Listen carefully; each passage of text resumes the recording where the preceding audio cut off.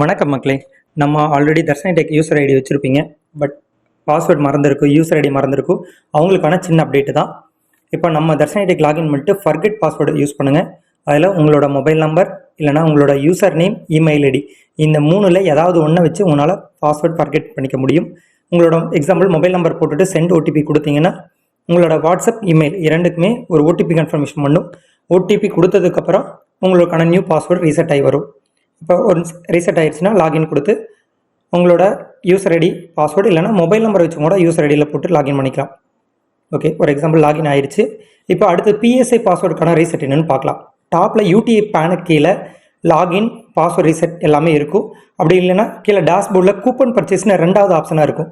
அதில் போனீங்கன்னா login, top up, password reset, coupon, contact detail verification மொத்தம் 4 யூஸ்ஃபுல் இன்ஃபர்மேஷன்ஸ் உள்ளே இருக்கும். ஓகே, அந்த பிஎஸ்ஐ லாகின் கிளிக் பண்ணமே லாகின் பேஜ் ஓப்பன் ஆயிரும். இப்போ நம்ம ஃபஸ்ட் எடுத்துமே பார்க்க வேண்டியது என்னென்னா, எனக்கு யூசர் ஐடி ஃபைன் பண்ணுறதுக்கு பிஎஸ்ஐ கான்டாக்ட் டீட்டெயில் வெரிஃபிகேஷன் போனீங்கன்னாவே உங்களோட பிஎஸ்ஐ யூசர் ஐடி காமிக்கும். தர்ஷன் ஐடெக்கில் மட்டும்தான் மொபைல் நம்பர் வச்சு ஃபர்கெட் பண்ண முடியும். பிஎஸ்ஐ லாகினுக்கு கம்பல்சரி உங்களோட ப்ராப்பர் யூசர் ஐடி வேணும். ஓகே, யூசர் ஐடி கெட் பண்ணிட்டோம்.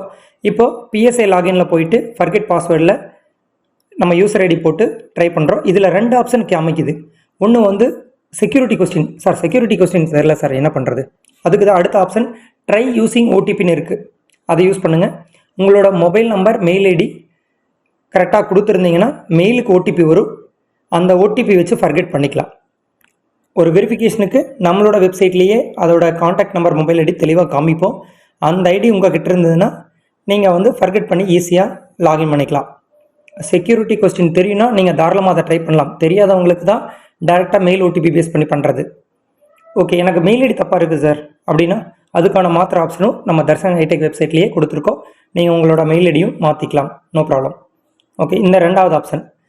சார் ஓகே சார், இதெல்லாம் ஓகே, இல்லை வேறு ஏதாவது மூலமாக ரீசெட் பண்ண முடியுமா? தாராளமாக நம்ம வெப்சைட்லேயே பிஎஸ்ஐ ரீசெட் டேரெக்டாக கொடுத்துருக்கோம். டேரெக்ட் வெப்சைட்டில் வந்துட்டு பிஎஸ்ஐ ரீசெட் கொடுத்தீங்கன்னா எங்களுக்கு ரெக்வெஸ்ட் வரும். நாங்கள் அதை ப்ராசஸ் பண்ணி உங்களுக்கு ரீசெட் பண்ணி கன்ஃபர்மேஷன் பண்ணுவோம். அதுக்கப்புறம் நீங்கள் லாகின் பண்ணலாம். ஒரு எக்ஸாம்பிள் ஒரு சின்ன டெமோ காமிக்கிறேன். இப்போ ரீசெட் பண்ணதுமே ஒரு அட்மின் அப்ரூவல் ஆனதுக்கப்புறம் ரீசெட் ஆகி வந்துடும். ரீசெட் ஆனதுமே யூசர் ஐடி, பாஸ்வேர்டு சேம் காமனாக வரும்.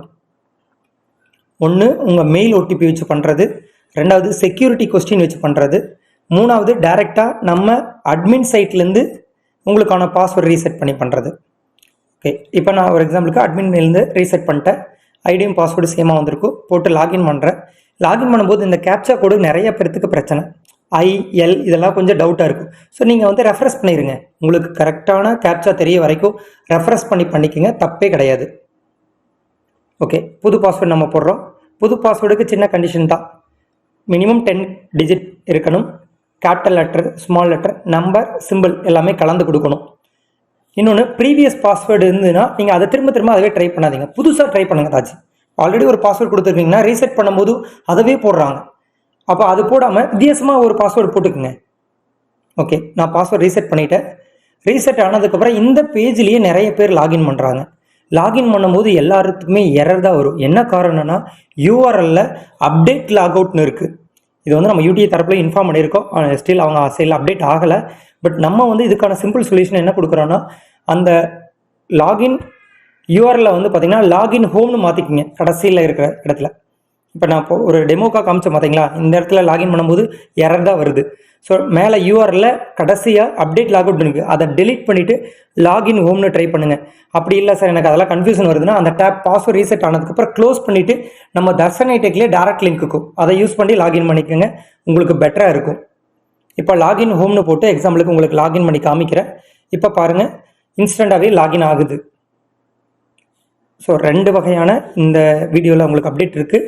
பாஸ்வேர்ட் ரீசெட் 3 டைப்பாக பண்ணலாம். செக்யூரிட்டி கொஸ்டின், மெயில் ஓடிபி பேஸ் பண்ணி பண்ணுறது, இன்னொன்று அட்மின் கிட்ட ரெக்வெஸ்ட் பண்ணி பண்ணுறது. 3 ஆப்ஷன்ஸ் இருக்குது.